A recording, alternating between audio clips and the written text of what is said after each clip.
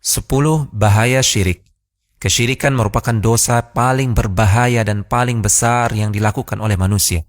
Untuk mengetahuinya lebih lanjut, berikut adalah 10 ulasan ringkas mengenai bahaya syirik. Pertama, syirik menimbulkan rasa khawatir dan hilangnya rasa aman di dunia dan akhirat. Sebagaimana firman Allah Subhanahu wa Ta'ala yang artinya, orang-orang yang beriman dan tidak mencampur adukan keimanan mereka dengan kezaliman, yaitu kesyirikan, mereka itulah yang akan mendapatkan keamanan dan mereka itulah orang-orang yang mendapatkan petunjuk.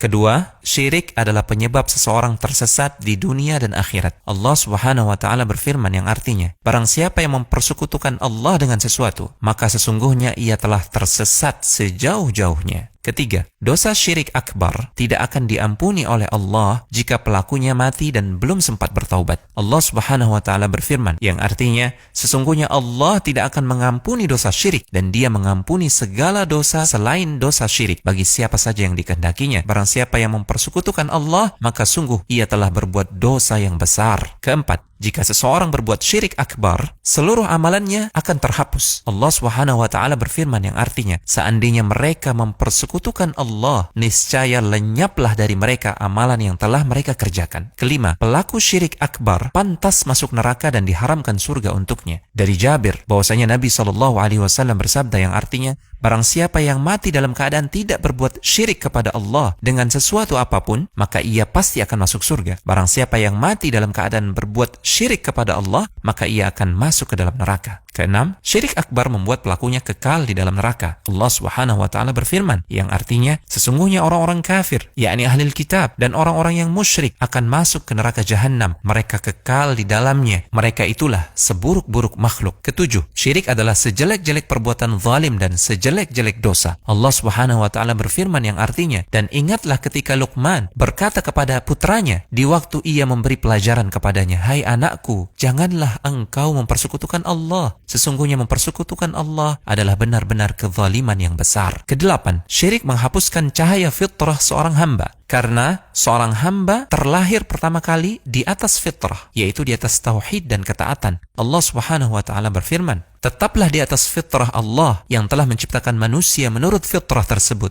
Tidak ada perubahan pada fitrah Allah. Itulah agama yang lurus. Tetapi kebanyakan manusia tidak mengetahui. Manakala seseorang berbuat kesyirikan, maka dia telah lari dan berpaling dari fitrahnya. Kesembilan, syirik khafi atau syirik yang samar seperti riya akan menghapuskan amalan yang terkait dengannya. Syirik khafi ini lebih dikhawatirkan daripada Al-Masih Ad-Dajjal dan lebih dikhawatirkan akan menimpa umat Muhammad SAW.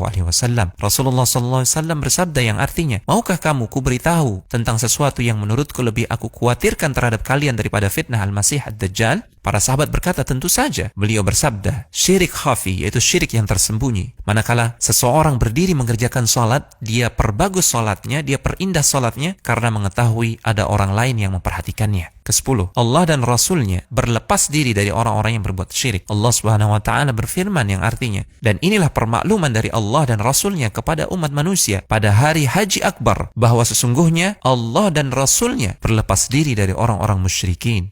Al-Hujjah.com